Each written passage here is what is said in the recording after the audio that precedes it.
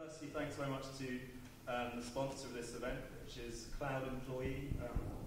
They're a client of mine. Unfortunately, they're not be here today to explain what the business actually is, so I'll try my best. I hope you're listening to this on the film. But Cloud Employee are a way for you to have your own retained employee, but not an employee as such, a contractor. So they're an outsourcing centre, effectively. I don't think I should call them an outsourcing centre, but they're based in the Philippines, run by these mostly British guys, I think, and it's all well and nicely set up. You have your retained, mostly technical staff, developers, and all the rest of it, with whatever skills you require for from about $80 an hour, I think. But if that might be of interest, please look into it more. Cloud Employee is the website. If anyone's on Twitter, there's a hashtag ChinaBiz. You can't see it, but it's down there. So hashtag ChinaBiz. If you can tweet any interesting points this evening, that would be great. Then I can pick up on it and embed your tweets in the blog post that I do after this, which contains Owen's video, photos, and your tweets if you use the hashtag. That'd be great. So yeah, there's a Facebook group as well, Pivotal Tribe, which will have the photos, the video, and whatever else on afterwards if you're interested.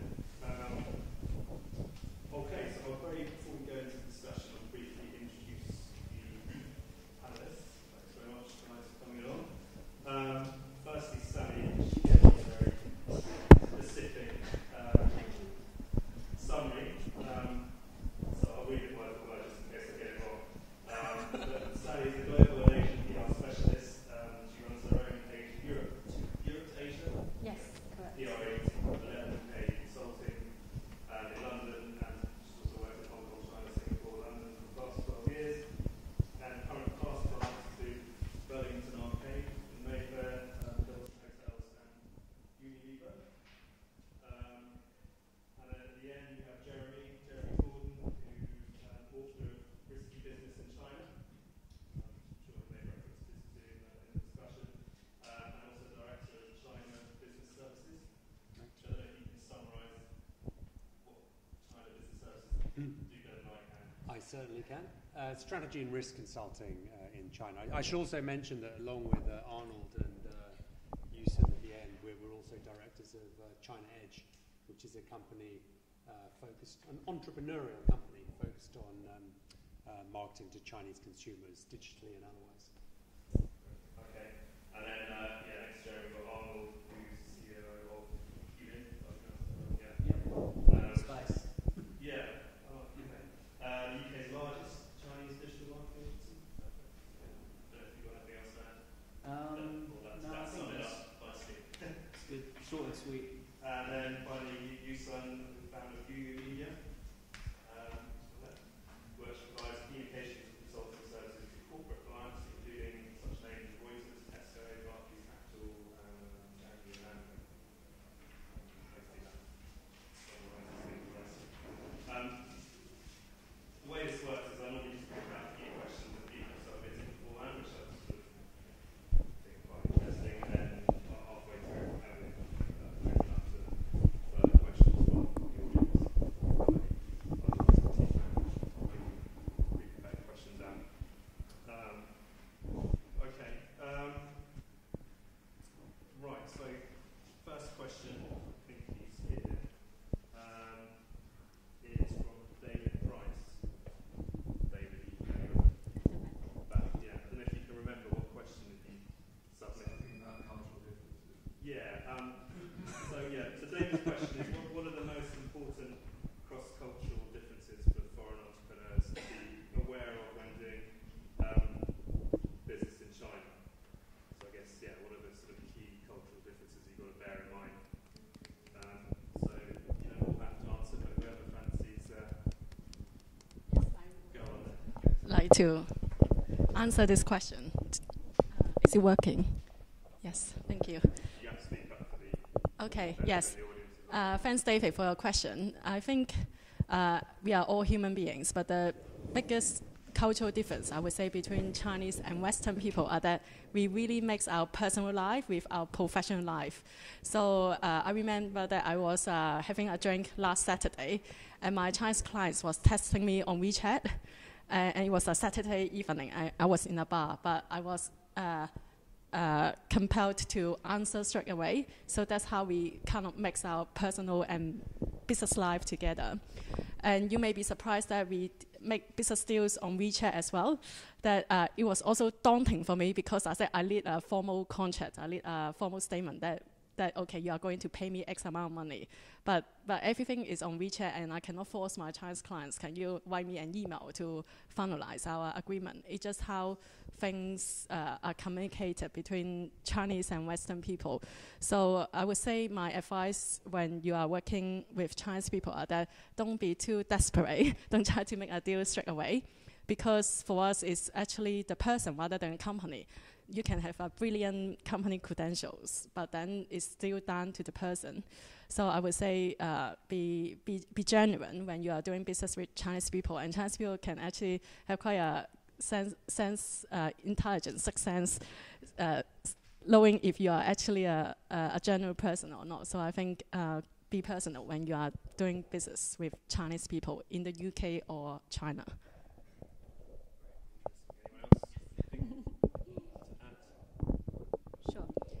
Add to Sally what I have already mentioned, it's very important to recognize the Chinese people's having not separate life, but united, integrated business and personal life together. Very, very much so. But at the same time, today I did a whole day training for ICBC Bank because they just merged another South African bank. So now they have ICBC Standard Bank. One of the employees actually asked me a similar kind of question. What is most important to know when you're working with a Chinese counterpart? To me, over so many years of working in the UK and China, I think a lot of time the Western people doing business is much more transaction orientated. So we have business, we work really hard towards the business outcome, have a contract, have a signed contract. Now we're winning the business. But on the other hand, the Chinese people would much rather knowing you as a person, making a relationship. During that process of making relationship, the trust can be established. So once the trust in the two parties, then the business outcome followed naturally, and with also long-term orientation to follow. Many, many more contracts and many, many more business to come. More to add? Yeah, I can add to that, perhaps from the Guilo foreigner perspective, looking into China. I suppose the cliched issues around culture, cultural differences are mainly around things like guanxi or connections, relationships, and face. And I think a lot of people view those things as being quite cliched and well-worn, and everyone knows about it. But I think a lot of people then walk into the business relationships thinking that they've got it all under control. And of course, in many cases, they don't. And it's tempting to see the cultural aspects of doing business in China, trying to set up a business in China, as being the kind of soft bits that support your brilliant idea and your brilliant technology. But actually, they're hard skills that are as important as the IP and as the people. And if you don't take care of them, you will end up in trouble. And I will reference the book, Risky Business in China. I talk about a British property developer, Keith Darby in Hainan, who recognized this sort of problem that, I'm going to build a hotel, luxury hotel in China. I need a powerful local partner. I read all about guanxi. I've got to have guanxi. I've got to have a local partner. So he brings in this big Chinese corporate, very powerful politically, and they get all the approvals they need. But when they had a falling out, he's the one who ended up having all the assets stolen from him, having no recourse through the courts, and having all that high-power political pressure brought down against him. So he thought he understood the guanxi game, but of course he's still an outsider. And what we view as having guanxi, actually from the Chinese context, is often just a commercial relationship. And when the terms of that relationship change, we lose our guanxi, because we don't really have guanxi. And you can say that a lot of foreigners can never have guanxi. in the way that Chinese can. But you've got to be aware of it. In the same way, face. People don't want to lie to you all the time, but they don't want to embarrass you or themselves. So when you're asking questions, particularly from a due diligence perspective, which is what I do a lot, people will often say, yeah, everything's fine. Not because they want to hide from you or lie to you, but because it'd be embarrassing for their boss or embarrassing for your boss if the truth, the whole truth, came out. So I think those are really hard issues that it takes time to get under your skin. What's the best way then to sort of dig down and ask questions if you want to get to the bottom of things, which people might not want to... You can hire me to do the due diligence. But I think, as Sally and you were saying earlier, you've got to take time. You cannot run into these relationships and expect to take a transactional approach and a legalistic approach and have it all work out well. And those are real reasons for failure. But I think the main reason for failure I see, it might be cultural issues, it might be other issues, but the main reason that people fail from a sort of risk management perspective is they don't give themselves enough options. Very early on, people want to focus on one potential partner because I know someone who knows someone and all the stars are aligned and it's going to be brilliant and we can sign it off in a week. That's not going to happen. And when things go wrong, you don't have any leverage in relationship, in time, in knowledge. You've got to make sure at the beginning that you capture a wide range of options in terms of how you're going to do the business with different people or different structures and partners. And then if you're able to play the game too, you can play one off against the other. You have a negotiating position. Otherwise, you're just left in the corner doing what you're told, which happens very often. Then somebody walks away with your business. Very good book, not my one this time. Mark Kitto's book, That's China. He built a multi-million-dollar media empire in China. Somebody just walked off with it. Oh.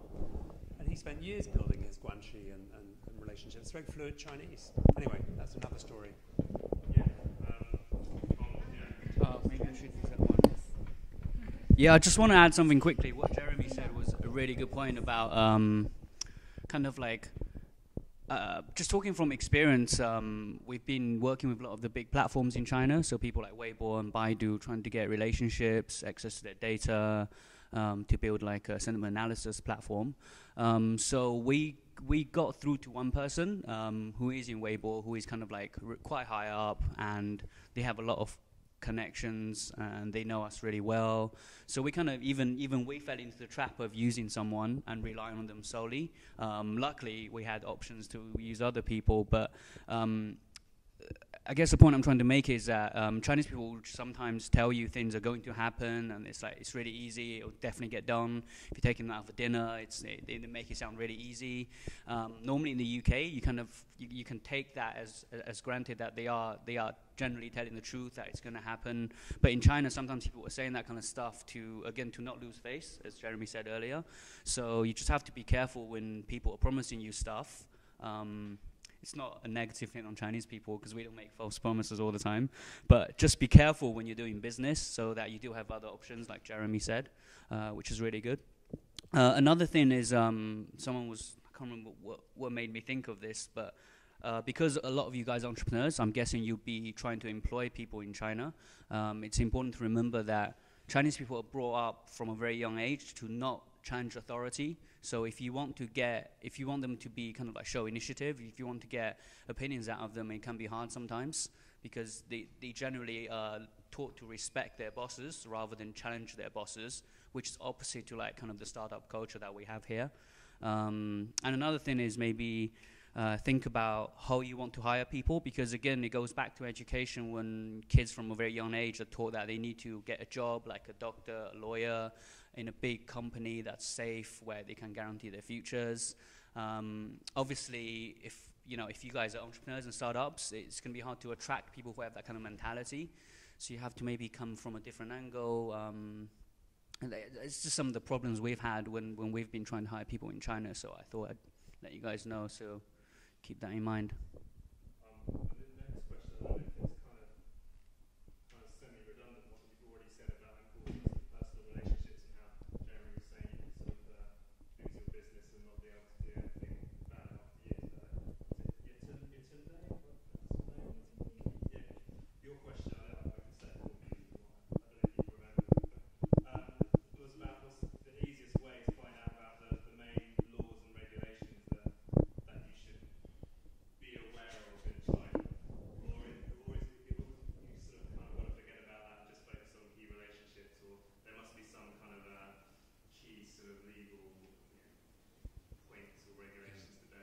Well, I think one of the other key cultural differences is the importance of government. You know, we spend most of our time saying, oh, you know, just stay out of business. We're saying to government, stay out of business. We're not interested in, you know, in China it's completely the opposite. That government is really, and the party are very much a part of not only overseeing business and obviously managing the state-owned enterprises, the big central state-owned enterprises, but also in terms of directing policy and regulation. So one of the most important things to do when looking at China is absolutely to understand not only the detail of the regulations around your business, but also look at the big picture direction of policy and whether your business is going to align with those long-term policy moves, which are in most cases outlined in the 5-year plans and from the big government meetings like we've just had.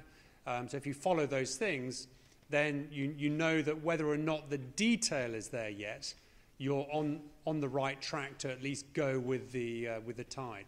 And I suppose an example of the cultural, guanxi, and regulatory side all coming together, it's not always that complicated. I mean, I was at an event in London a few years ago at which I bumped into the head of the Banking Regulatory Commission of China in the corridor. I was helping to host the event and mentioned some work I was doing with one of my clients to take some payments technologies into China, which I knew was something that he was interested in. And just developing that very informal relationship down a corridor resulted in my client getting a letter of support from the head of the Banking Regulatory Commission. They thought I had amazing guanxi in China, and I wasn't going to disavow them of that belief. But, you know, really, I just met this guy in a friendly way, had a nice chat, and he said, yeah, I'd be happy to help if I can. So sometimes it's not all that complicated. But if you want the detail, I mean, you have to eventually talk to a Chinese lawyer with experience. But there are some really good resources. China Law Blog is probably the one I look at most often.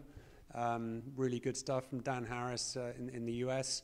There are a number of legal databases that follow Chinese law and regulation, but you have to monitor it almost in real time because it changes constantly. The latest example I saw was Uber launching in China. I mean, if you ever tried catching a cab in Beijing, you'll know it's almost impossible. So everyone thought, wow, Uber, that's fantastic. But then the taxis wouldn't pick up anybody who wasn't using Uber because they wouldn't get that price premium. But the prices of cabs are regulated in China like they are here. And so the government said, well, hang on, you're breaking the regulations now by using this app. So they banned it. And, you know, somebody senior in the Beijing government recently was saying Uber is illegal in Beijing. And suddenly there's spawned dozens of local Beijing copycats, which don't negotiate on the fare, but they allow you to offer a tip in advance. And, you know, you can get your taxi in 2 minutes. So you have to be aware of how the market is changing, and you have to adapt very rapidly. If you've got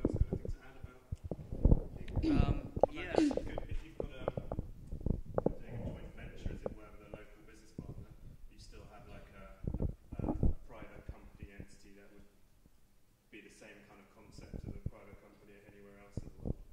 Yeah, so to answer your question, it would be the same. If you're doing a joint venture with a local company, I guess you guys would normally set up a separate company where you put in like 50% of resources each and you get 50% of the returns each or something like that. But I had a specific example actually. Again, it's to do with employees. I'm kind of just talking from experience because we've been running our Chinese office for a few years now and we've spent a lot of money learning. So I thought I'd share with you guys. So one thing is you need to be careful is that employee tax is quite high in China. So if you are doing things properly, which you should do, but not always is the best option, you'd be looking at paying something like employee and employer together, like 40% plus tax just on their base salary, which is an absolute nightmare. There are a few ways you can get around it. So a lot of companies offer to pay people in cash, and that's actually quite common in China. Or you could kind of like write, oh my God, probably shouldn't say this on camera, right? Yeah. So yeah, this is some I've heard from other people. These things can happen. What you could do is kind of like write a smaller amount on their contract of the salary. There's a minimum amount you have to write, and I think it's like I've heard it's 3,000 RMB. So you can use that as a tax basis, and then you can kind of like give them a separate, like a bonus or like a salary on top of that. That's kind of off the record. You can have like a separate agreement between yourself and the employee. It's quite common in China, as far as I know. Again, so I've heard. But I think it's worth pointing out that what's common in China isn't always a good idea for a foreign investment enterprise. Yeah, because it's you're very good. to a higher standard of accountability, and you're more likely to be looked at in detail by the regulators. So there are many, many examples of foreign companies being held to account. GSK just being the biggest, most famous in recent times. yeah, so obviously, like, be careful. Obviously, it's just very important to have like a local partner you can trust, who understands a lot of these laws, or at least someone who's resourceful enough to find people who can help you with this kind of stuff. But yeah, just kind of like be careful with employee tax and tax in general in China. Yeah, just adding a couple of points to my panelists, that when Jeremy was mentioned about guanxi or face, I wonder if all of you understand what he's talking about, because some of you might be very interested in Chinese culture. You read about cultural differences, you read about terminology about guanxi, but some of you may not heard for the first time. So just allow me to spend a little bit more time to explain what he mentioned about guanxi. Guanxi is almost like what we call interpersonal relationship. As Sally and I already mentioned, the Chinese people are very integrated with the personal life and also business. So the interpersonal relationship is not about your social life, it's about your business. Come back to initially what we're talking about. You should have a relationship, have a trust before you're talking about business, because this is the way the business is done in China. So the guanxi is very important. When you have a guanxi, when you have that interpersonal relationship, that help you to open the doors, help you get the green lights. That's why the guanxi, almost like the business relationship combine the personal relationship. Well, the good thing about guanxi is if you're working for one organization, you spend a lot of your spare time entertaining your friends, making relationship, go to banqueting, go karaoke, fishing together, golf for the weekend, and this kind of bonding become your personal assets. When you move on to the next organization, those clients, that's still yours. That's why the Chinese people spend a lot of leisure time on their relationship building. This is what guanxi really matters. Yeah, just pointing out in case you don't know what is guanxi. Sorry, just really quickly. So, because I work in digital, I was trying to relate everything back to digital marketing. So, if you think of guanxi as kind of like the world's oldest and biggest social graph, you guys probably more familiar with that because we're in Google Canvas. So, Mark Zuckerberg, I think, coined the phrase social graph, where it's like everyone's interconnected with each other. So, if you think of guanxi like that, where as you were saying earlier, if you need a professional service, you go to your social graph and you're trying to find that within your network, and that's kind of how you can see it as. It's a really good point, and it doesn't have to be really deep guanxi, and it doesn't have to be really big issues. So looking at social networks, I mean, I use LinkedIn a lot. So if I'm looking at a potential employee or a potential business partner on behalf of a client, very often I'll check them out on LinkedIn, and I won't be connected to them because China's a big place. But more often than not, because I have a pretty big network, I know someone who either knows somebody in that company or who has been in that company or is directly related to the connected to the target. And what you find is that sort of low-level guanxi or low-level relationship that I have with quite a lot of people around China, they're very happy to introduce me to their friend, who is therefore very happy to tell me what they think about that company or individual. And I can achieve those results in a matter of days, which previously would have taken weeks of getting people on the ground to go and have tea with their friend and ask their auntie if they can be introduced to so-and-so and so-and-so. So, you know, it actually makes some things easier, although it's quite complicated overall. Can I just quickly add on all the great feedback we're receiving here? I think while guanxi is really, really important, but I must want to emphasize that before we jump into Guangxi, actually we should look at the big picture. That is the interest of the local markets, because even if you have a brilliant product, you have brilliant relationship, but if your product is not relating to the domestic interest, there's no use at all. So before you venture out to China, you should really do your due intelligence and really understand what is the domestic interest. When there is domestic interest, there will be progress in China. If there's no domestic interest, even though how great your products and how many relationships you are, they will be useless. So I would suggest that you actually do the research really well before you spend your time on doing all the relationship building. Yes. Yes, so actually going to trade fairs are really good exercise in China. People do love going to trade fairs where you can test your products, whether the consumers really like the products, and also find your suitable partners, whether there are local people who are passionate about your products and are happy to represent your products. So do small things at one time rather than just hire lots of people and or hire even your local partner, but actually go there yourself to really see the market, because it's not the same as what you hear here, to be honest. So you have to experience yourself. So that would be my advice before you actually spend time on a lot of networking, but actually understand the market at the very, very first instance.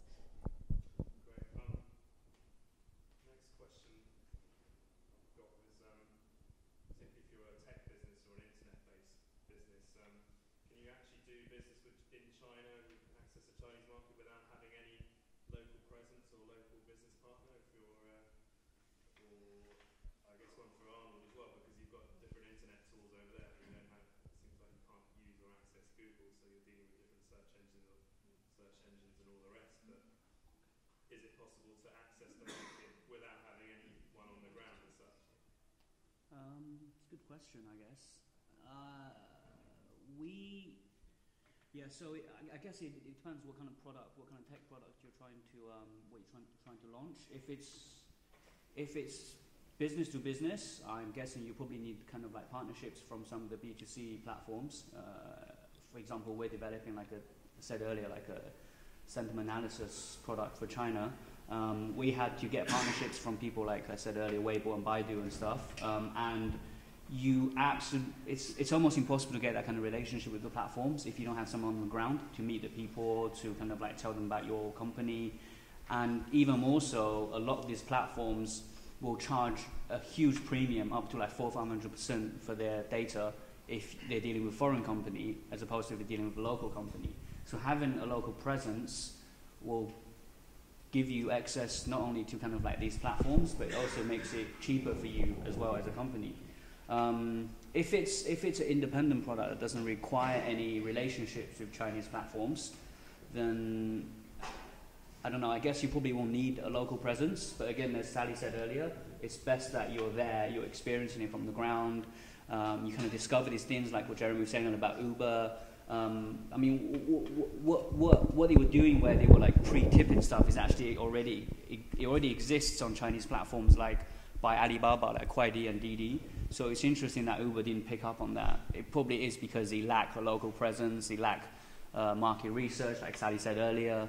So it's always good, whatever product you're trying to launch, whether it's B2B tech or B2C tech, you need to be there. You go to China, you need to ideally have a Chinese presence and just do your research. But I think being there is not enough. You look at the example of Groupon, which was a massive kind of burn through cash and sort of reputational damage in how they managed the business in China, sending a bunch of foreigners in to try and set it up, but they didn't do it in the right way. They didn't have, as I understand it, real local decision-making powers.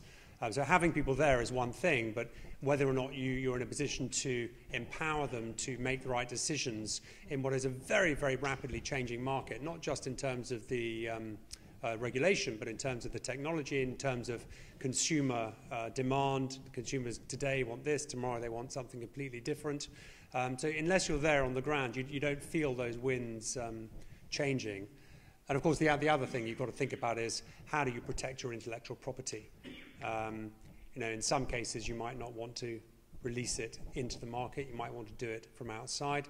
But then you've got things like the Great Firewall of China. You might find if you've got a web-based business that your website gets blocked in China, as has happened obviously to Twitter and Facebook and Instagram, and the list goes on.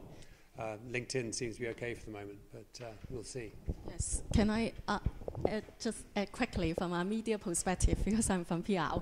So I think it's actually a must to have a local partner, because from the media perspective, even FT and BBC constantly still have a lot of censorship from the Chinese government.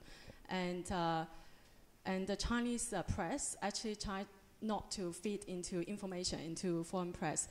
What I'm trying to say that even BBC, FT media, they have problem to do business in China because they don't have a local partner. So it's very important that you actually get a local buy-in to venture out. And recently, I think there's a very good, very successful foreign app called Play Kids, developed by Brazilians, and they are the only one who make the top 5 ranking in terms of kids mobile apps in China. And the learning they received is that you must have a local country manager to localize the content for you. And you must be able to act fast, because Chinese people are quite good at copying. So if you don't have a local presence, actually you don't know that your product has already been copied by other people. So you actually need someone who tell you that, oh, someone is doing the same thing, and that's so you can respond and act fast and innovate really fast. Because if not, then you'll be probably out very, very soon. So I would say actually local presence is a must in China. Just quick adding to all my colleagues here. Somebody has already mentioned about the authority here that Arnold mentioned. China is a one-party democracy if you think about how much influence that government could do in everyday business. So think about if you have a representative in China, not only that the business can be affected by the government, also the business can be affected by the people who working around you have a relationship with the government. For example, if you have been to China, you realize there's no Facebook. There's no Twitter. There also no Google China, maybe just Google Hong Kong. This is all the outcome of government interfere of business. So sometimes if you work with a company who need a lobby, that's very important. You have a local lobby for you. I used to work for a European Commission as a lobbyist. I can see a very dark side of this, government interfere. But also on the other hand, some company very clever enough to have a very good local lobby to open the doors, to work out the way the Chinese government happy with, also enable you to make more money in China. So it's quite important to have somebody on the ground and knowing the Chinese culture, knowing the Chinese politics. Of course, at the moment, it's very topical because China has been actively looking at blocking some foreign technology, particularly in areas of banking, strategic national security, the new national security law. And, there are threats that China will force tech companies to hand over source code and that sort of thing to be able to operate in China. So these are pretty fundamental questions that companies have to ask themselves about what they're willing to do for a slice of the China market. And yeah, it's probably obvious, but don't just take your product that you've built for the Western market and trying to sell it in China. You really ideally should be building a product for the Chinese market from the ground up. We've seen some untouchable products fail, like people mentioned earlier, YouTube, Google, Twitter, eBay, even. You just got to take it as an example of the market is different, expectation is different, user behavior and user expectations are different. You got to build it from the ground up, and a lot of the products that are similar to products in the UK, like Weibo to kind of like Facebook/Twitter, they're actually way more advanced functionality-wise in kind of offline to online integration, and you've got stuff like Didi and Kuaidi, which is similar to Uber but kind of different. But these are way more advanced products from a user perspective, from a tech perspective, from an integration perspective. Whatever you're building, I know you guys probably build some pretty cool stuff, but whatever you're building, just make sure that if you are thinking of launching in China, you need to be looking at, Sally said earlier, if the tech already exists, if it doesn't, what you need to do for China differently. I mean, I can talk about this all day. If you want to know more about it, you can find me afterwards. So Facebook and Twitter, those accounts you have are redundant in terms of China, but Jeremy was saying people have Yeah, LinkedIn is not banned. Okay. It's one of the only social networks that's not. Okay. The reason that Facebook has been banned is only because the security has been threatened in China by Facebook. If you remember, Facebook was quite popular in China for a while, maybe a few years, until the Xinjiang group has made Facebook into a group that they actually quite active to communicate to each other, then eventually come into activity that threaten the stability of China. That's why the Facebook has been wiped out completely. And this is why, because Facebook allows people to come together, making a group, and then express themselves, and a lot of information is shared. But China has WeChat, if you're interested to engage with your Chinese counterpart. Because WeChat also a multi-language platform and very advanced, it's not only and a lot private than the Facebook.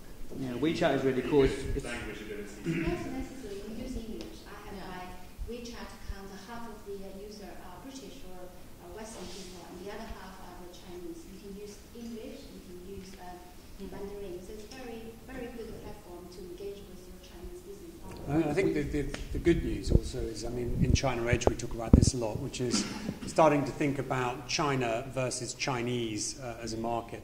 So there are 100 million Chinese traveling overseas every year now, and a lot of Chinese living overseas, a lot of Chinese studying overseas, a lot in London. So we particularly focus on the luxury market. And if you want to understand what your target customer from China wants, given that they spend more than 60% of their luxury spending outside of China, this is a good place to find out, you know, London, Paris, New York. So you don't always have to start in China to access those high-end customers. You can actually do a lot of work to engage with and understand them over here before you ever go out there.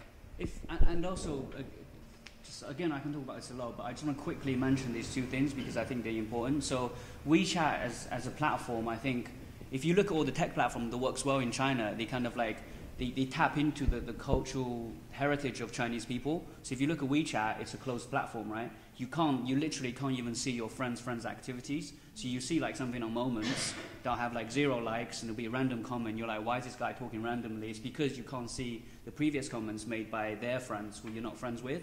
So it's a very closed network, which kind of like integrates with the Chinese idea of like guanxi and the network. So the Chinese are very cliquey people. So I don't know, if you go to university, you always see Chinese people like hanging together, like they always have their own little groups. So that links it back to like the guanxi and the cultural difference. And WeChat kind of like facilitates that online for people, so they can have their own private groups, they can have their own, you know, their own little like kind of like networks and stuff that they build themselves. Another example is Weibo. So for Weibo, I've always say this, but as a platform, they encourage participation a lot. So you get badges and stuff for like interacting, for engaging. And I think that kind of goes back to the idea of face, where you're seen as like an authority. If you get a higher level, you can level up by like participating on the social network. You're seen as like an influence in your industry because you like have a really high level. You get like a special badge if you're verified, if you're seen as a thought leader. So again, all of this stuff, it links all the way back to like Chinese culture and heritage. So if you're building a product for China, think about what you can add online for people who are already used to offline. Any questions from the audience? Yeah. David. As some of you know, in the previous life I did some work with Hong Kong. And one of the things that we used to know from a Hong Kong perspective was that it could be a useful stepping stone into China. We talked about some of the challenges entrepreneurs might face diving straight into that market. And I just wonder what the panel's views are on, from the perspective of the entrepreneurs in the room, when Hong Kong might be an option as a starting point, and when, quite frankly, it wouldn't be an option and you really need to think about going straight into the mainland. Can I answer because I'm from Hong Kong? Actually, I do think Hong Kong has an advantage to be a stepping stone for entrepreneurs who want to go into China. Why I said so? So my cousin is running an e-business in Hong Kong for 15 years, and she is the middleman for a lot of Western and Chinese customers.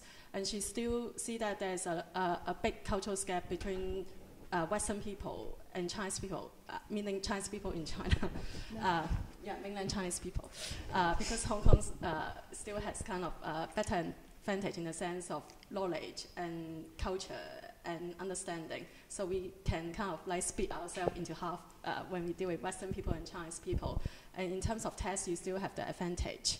And actually, I was helping my a Western brand here to build a Chinese website, and it is to be based, registered in Hong Kong because of the convenience and the cost efficiency.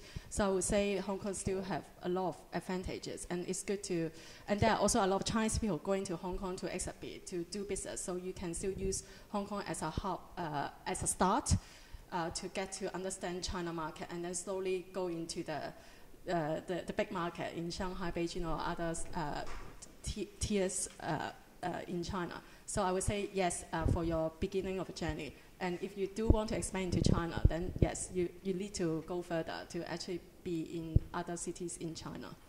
That's my view from a Hong Kong perspective.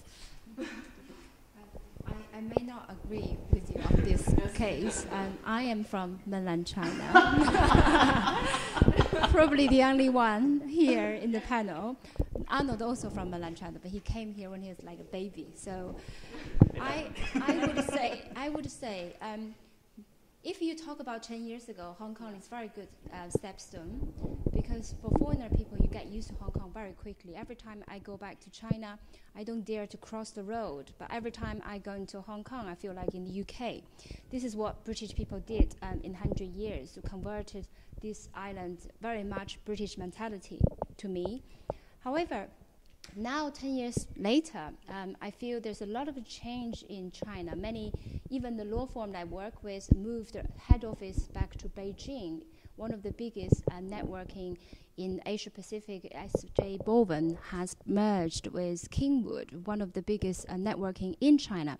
Now they chose their head office in Beijing, and many more head office has based in Hong Kong or moved from Singapore to China, to mainland China, only because they feel there's a lot of locality that they have to learn or catch up, even though for the policy is most important. If you're in Beijing, you know all the things quicker than people in, say, Shanghai or Hong Kong, because that's where the politics located. But also sometimes people who have a slightly different mentality towards many different issues, such as the democratic life in Hong Kong is much better than democratic life in China. But without working with the Chinese people, you might not necessarily have the first experience how kind of life they have, and that trust cannot be established with the distance if you're Hong Kong, they're in mainland China, because life is shared in mainland China in terms of to deal with situation like the policy from the government, the relationship they have to facing, the different benefit group might fighting each other. As due diligence, it's very important for you to know the company you work for, who is behind it. Is it the Shanghainese government group or the Beijingese government group? You never know. Like example in Sichuan, you know, this very, very famous Chinese politician has been cracked down. He was a Sichuan mayor, and people who work with him or the business associated with him all been disappeared or stopped or even whipped down. So that's why sometimes if you in the local market, you know much more. You know the native Chinese, they give you the first hand of reality after the relationship building, after trust has been established at the first place. That's just my view from mainland China. Yes. Non-mainland, non-Hong Kong view. I think ultimately it's going to have a different answer for different types of business, but I think it's useful to think about the stepping stone as a stepping stone for what. So you can have the human approach to stepping stone, and literally basing your physical business in Hong Kong and then looking into mainland China and maybe other parts of Asia. And yes, there's a lot of creativity, there's great people in Hong Kong, great human resources. There's a great ecosystem for startups.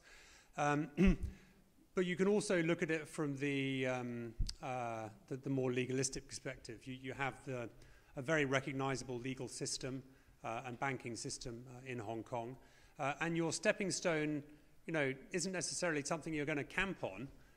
you might just use it as a stepping stone. So quite often it's a good idea to look at Hong Kong potentially as a corporate stepping stone. So you might set up an entity in Hong Kong through which to hold your interests in mainland China, and there are all sorts of reasons why that might be a good thing to consider. So it's not necessarily the place where you want to base your business for China, but there are elements of the Hong Kong system that can definitely be a real benefit. And for some companies, particularly in creative and service industries, Hong Kong really is a good place to be. And that's before you try an IPO anyway. But the financial services sector in Hong Kong is a great one to support new businesses as well. Yeah, and also just to add that from like a tech perspective, I'm guessing most of you are here because you have a tech product. So the target audience in Hong Kong is going to be completely different to the ones in China. If you're launching a tech product, don't launch in Hong Kong and launch the same thing in China. Just do your China stuff. And I mean, no big product that is popular in China is used. Very few is used in Hong Kong, is used in mainland as well. So you're looking at stuff like Weibo, Baidu, Daping, Kuaidi. People don't use this kind of stuff in China. They use stuff like Facebook and Twitter and YouTube. So if you're launching a product, don't use Hong Kong as a stepping stone. But if you're launching a service business, it might be different because it's easier to get a business up. It's easier to set your website up. You don't need to like register with the government. So in fact, with a lot of our clients, when we're hosting websites, we tend to use a Hong Kong server that's CDN across the rest of China, because you don't have to get a license to have a server in Hong Kong, but you do if you're in China. So yeah, like Jeremy said, it depends what you're doing, but in general, Hong Kong is pretty different to China now. Mainland China. Yeah, mainland China rather. And the days of when companies are using Singapore and Hong Kong as stepping stones is no longer really the case. So, yeah. Any other questions for anyone? So we're running actually a digital media business that partners with broadcasters in China. We've seen some impact from the current threat on corruption. That's not something that's been referenced. I'm just interested in getting the feedback from the panelists, how that current campaign against corruption could be impacting businesses or people looking to do business in China. Good question. Very good question. I think it is going to be a long-term, sustained campaign against corruption. Xi Jinping personally has a long history of looking at this issue before coming to his current position. I think some people tried to brush it off as a passing phase when it started, which I think, as I said at the time to a number of people, was a mistake. They are trying to reform the whole economic system, and one of the problems with the economic system is corruption. And of course, it's one of the main threats to the party as well, because people won't stand for it when it affects their lives, particularly in the context of a slowing economy. Where do you look when you start rooting out corruption? You're looking within the party, and lots of officials have come down, as we've heard, but also in business, and which businesses are you going to go up against. So in the Chinese context, they're trying to develop local technology and innovation. They're trying to develop national champions which are going to become globally competitive businesses in technology and in other areas. There are a number of very large international companies operating in sensitive and or strategic areas of business in China who have large market shares. And they are having corrupt practices in those businesses. Let's go after them first. Let our own businesses catch up, while also sending a message that these sorts of activities, the GSK type bribery scandal activities, won't be tolerated. But I think as a foreign company, you're going to see a lot more of that at an earlier stage than you are as a local company. One, for the reason I've mentioned. Secondly, your networks are not as tapped in, they're not as sensitive to the way the wind is blowing. So you might not be able to react as early to stop the activities happening or to stop the people coming to look at those activities happening. So I think it's a really big issue for the long term that people have to address.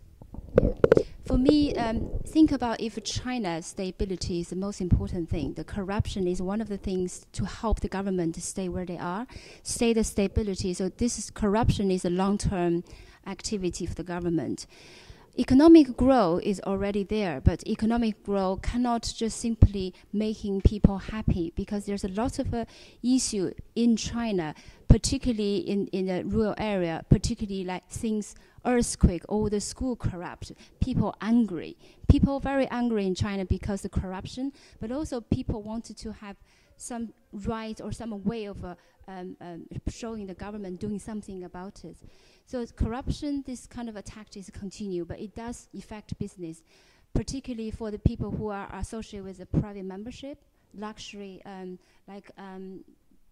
very, very exclusive golf club or polo activity. Those are all going to be hitting hardly. Very expensive restaurants and private venues. Well, you've got examples of five-star hotels taking one of their stars away, so that people, officials can still come and stay there, so they're not accused of being corrupt.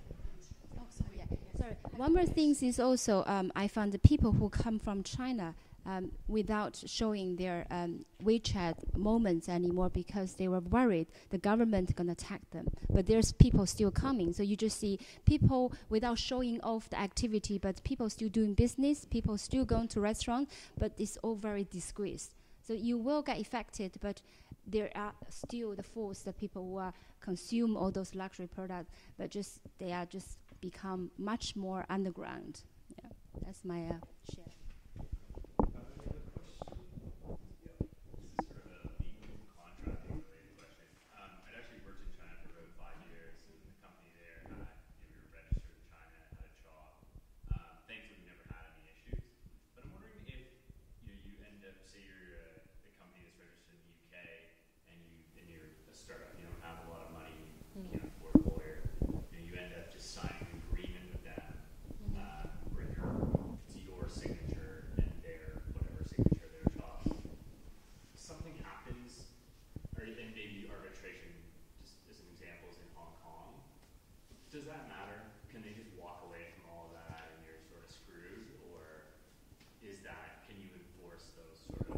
First one.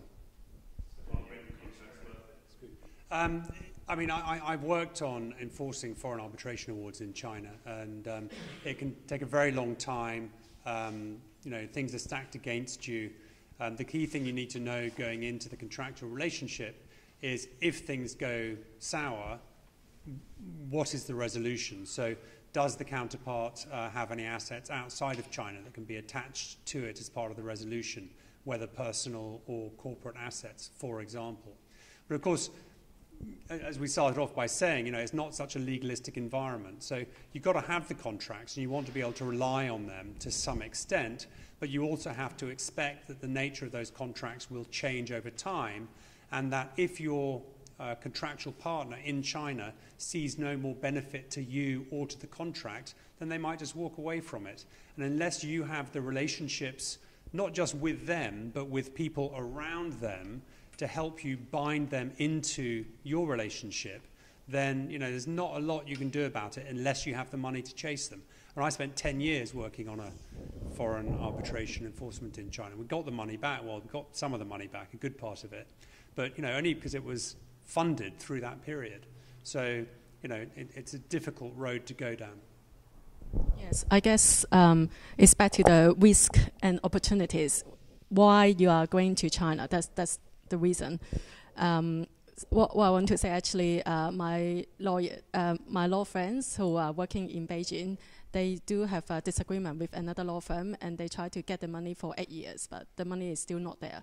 So just to really think carefully before you enter into China, because it's hard to do business there, and especially from a legal perspective. I could be true to a certain extent in most places, though. Well, that lawyers sue lawyers and take ages. I don't know where you come from, and where you come from? Canada. So what happened with the UK, if I can compare it? You have a rule of law here. Everything can be quite transparent. There is a rule of law. If you have a problem, you use this rule of law to reinforce. Where in China, because the short time of development, 30 years ago, China isn't like today. There's a lot of rapid growth in economic, but the regulation isn't there. So we do not have yet rule of law. if you do not have a rule of law, what is most important is authority. Like Jeremy mentioned, if you have a good relationship, that is even more effective than the rule of law in China. For this stage, the Chinese government tried very hard to introduce more regulations, introduce more different rules, just combine this kind of idea, try to be more certificated. But this is still a long way to go to have that rule of law in the place. So but it is improving, and you know, people often talk about foreign arbitration as a dispute resolution clause. But also you can think about having a Chinese contract under Chinese law in China, because it will be much easier to try and get it resolved. And unless your partner, your contractual partner, has, you know, fantastic political relationships that are willing in the anti-corruption age to leverage against you illegally, you know, you may well have a good shot, if you've been well advised, on enforcing the contract within China. It does happen. But, you know, you need to weigh up the pros and cons of each approach, depending on what it is you're trying to protect. Anyone else? Earlier we were talking about sending the website either from Hong Kong or from China, and I think there are some pros and cons, but I do want to know, I mean, if you set up a website in Hong Kong, and then, I mean, don't you need to consider the firewall issue? I mean, if you are doing some transactions, then will they be actually blocked? And on the other hand, I mean, you need to do all these licensing. What is actually the benefit to really set a website in China rather than in Hong Kong? Yeah, it's a really good question. So we've spent a lot of money and resources trying to figure out like what's the best option for hosting websites accessible. One, if you want a website that's accessible by Chinese consumers in China only, or if you want a website that's accessible globally, that's kind of like fast enough for Chinese people to access it inside China as well as in UK or US and whatnot. There's so many different options. So if you're looking for a website that's accessible in China only, then you obviously definitely want to host it inside China. But with that comes like legislation issues like getting an ICP license from the government, finding the right hosting provider, and all that kind of stuff. And actually, in order to get an ICP license, you generally have to have a local presence, or you have to have a proxy who can help you get that. But if you want the website to be accessible globally, so it needs to be fast in China as well as outside of China, then the best solution we found is actually to host it in Hong Kong and then try to CDN it with the rest of the world. So you have the main node in Hong Kong, and then you have a CDN for like America and UK, and another CDN for the rest of China. There's very few companies that does it, or you can kind of like build it yourself, which costs a lot of money and resources. But you've got to bear in mind, though, if you're getting a CDN in China, you still have to get an ICP license, unfortunately. You still have to get an ICP license.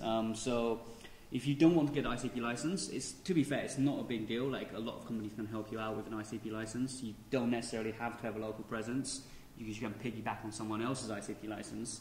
But to keep it really simple, just host it in Hong Kong. That's generally fast enough to be accessible globally. You're talking about like, I don't know, like on a good Hong Kong server, you're talking about 2 to 4 second load times in China, and similar, probably even less for the rest of the world. So the simplest solution is host in Hong Kong. If you want, is that actually more expensive to host in Hong Kong? No, it's quite cheap to host in Hong Kong. Yeah, like people like Rackspace, which is obviously like one of the best hosting providers. They're great, providing you like a Rackspace Hong Kong server. It is. You'll slow down a little bit, but because it's so close to China anyway, it won't slow down to a point where it's like unbrowsable essentially. So we've got a few websites in Hong Kong that's not CDN'd in China, and they're loading at like 2 seconds within China most of the time. During peak, maybe like 3 or 4 seconds. It's a little bit slow. It's a lot slower than what we'd like it to be, but it's not slow to a point where it's unbrowsable. But yeah, I mean, Hong Kong is the best option for global access. It's the easiest and best option. But if you want something more advanced, definitely do a CDN for China if you're looking for Chinese consumers, or just do a global CDN for the rest of the world. Or the other option, like I said earlier, just to host it just in China. But if you're hosting it in China, again, China is so big, it's like the whole of Europe pretty much. In the ideal situation, all the big tech companies will have CDNs across the whole of China, as well as hosting it within China. So it's fast from like north to south and west to east. It's just such a big landmass. It's important to have that kind of like accessibility. I also have another question. I mean, in terms of intellectual property, I mean, is it a concern if you actually host your website in China or in Hong Kong? You mean like your content on the website? Yeah. I mean, you can't stop Chinese people from copying your content wherever you're hosted, but you can try. Caixin Media, a big Chinese news company, has just taken Sina and Sohu. They've just launched a legal case against web platforms who are copying their content in the Chinese courts. So it is improving, and people are starting to take action against it, but it's, of course, a risk. Yeah. I'm guessing you don't have the resources that Caixin do, so it's probably going to be quite difficult, but I don't think, hosting doesn't really affect the IP, I don't think. Just make sure that you get your logo trademark in China. So around 400 to 500 pounds.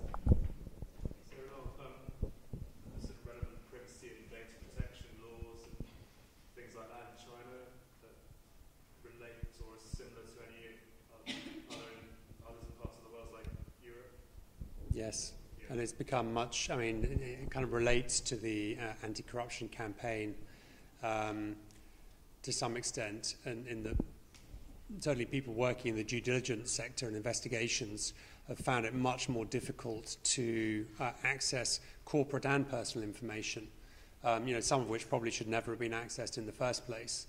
But there was a well-reported case, Huaxia Dun & Bradstreet joint venture, which was closed down in the end after about 200 people were arrested for abusing personal data. I mean, millions of people's personal data, and they introduced new regulations to control that. So yeah, absolutely, you've got to be very careful with anything to do with personal data.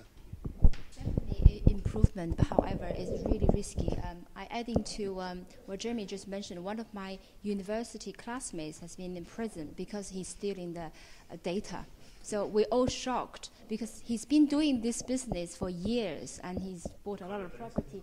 He using one of the company, he has two companies, to have this data he bought illegally for making, sending text messages, setting advertising.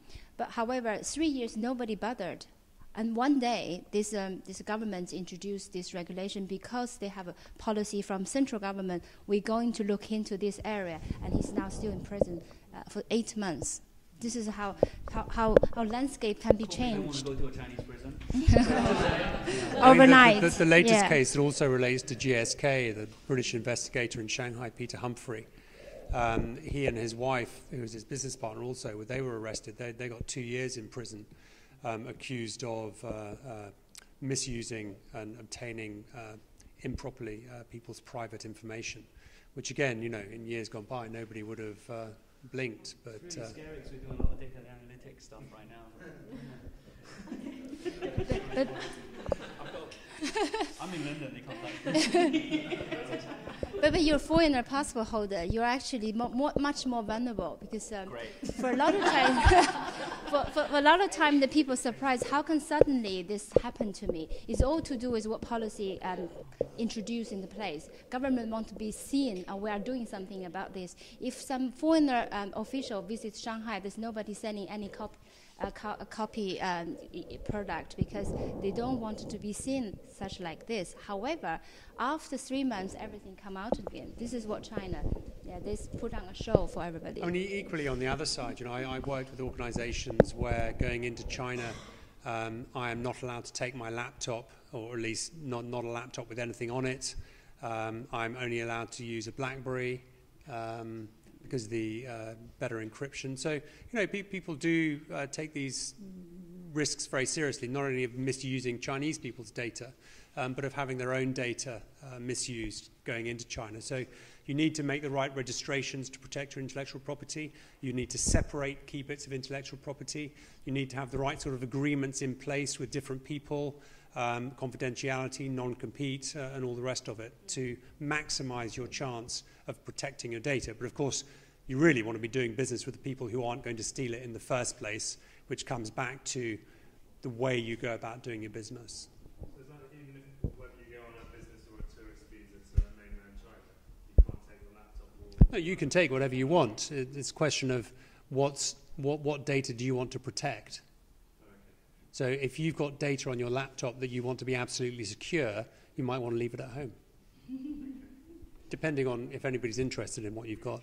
We've run over an hour a bit, so we'll try and wrap it up over. Gone over an hour. Has anyone got a final question? Yes, I just heard a lot of reasons not to do business in China. Can you give me a reason to do business in China? Lots of people.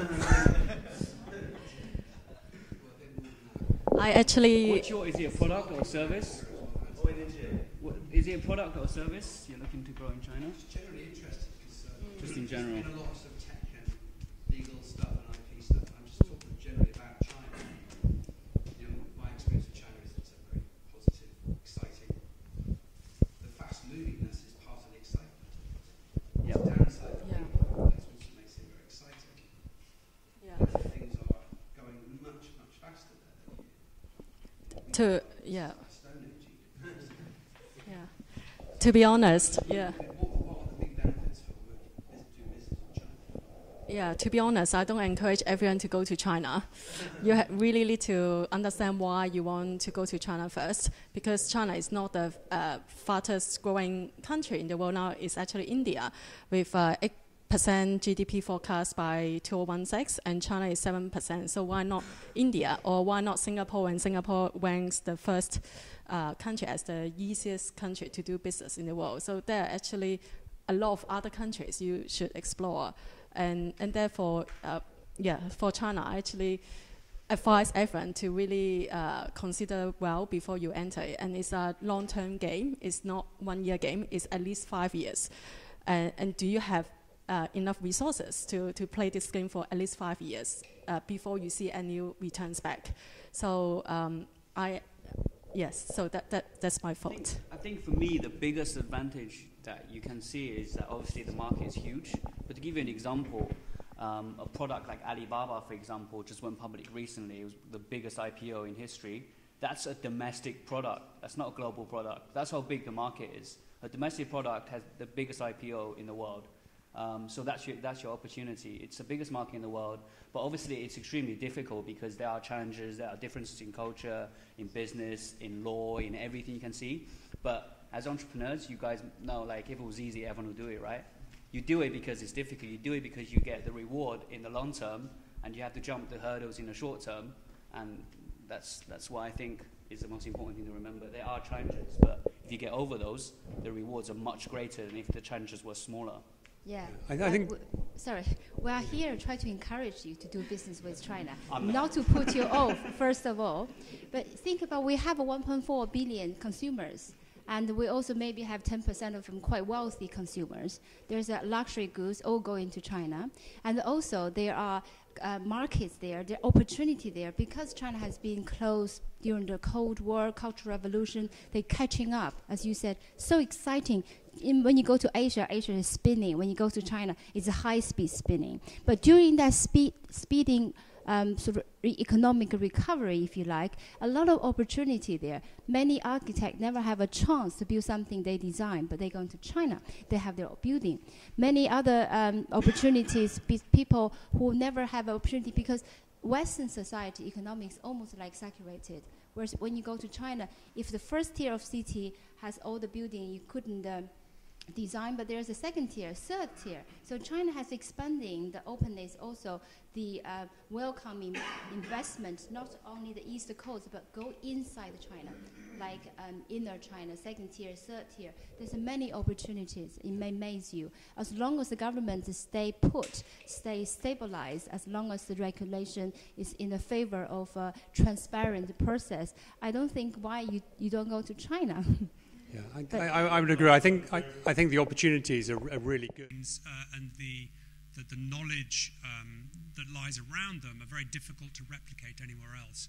So what we're going to find is we're also coming into an era of innovation and creativity in China in the next 10, 20, 30 years, where a lot of those things will have a global impact, not just because of the size of the China market, but because of the type of technology.